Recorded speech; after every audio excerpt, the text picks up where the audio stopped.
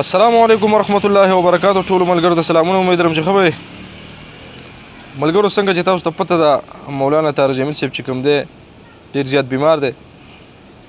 دغه د فیسبوک د پاڼې نه یا وغیره انسټاګرام هغه چې کوم پوسټ ورکړی چې یاره کرونا ټیسټ چې کوم دی کړی دی هغه پازیټیو راغلی دی نو هسپتال کې چې کوم دی داخل دی. د دې ویډیو مقصد صرف دا دی چې یاره د داسې کس دپاره چې کوم دی موږ ټولو له پکار دی چې یاره موږ دوا کوو چې الله پاک کوم دی هغه د دې بیمارۍ نه زر ته زره بچ کړي او د هغه چې کوم را روان بیا ټیسټ وي چې هغه پاک راشي.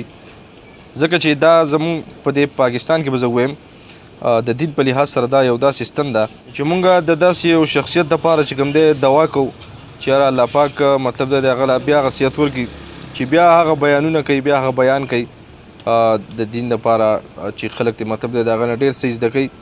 نو موږ تاسو ټولو له پکار دی چې یاره د دې مولانا طارق جمیل صاحب دپاره چې کوم دی موږ دوا وکړو چې را روان کوم ټیسټ دی د هغه چې دی هغه انشاءالله هغه په نیګیټیو کې راشي مطلب چې پاک راوخیږي او هغه د هسپتال د دې قصو مسلونو چې کوم دی د مشي.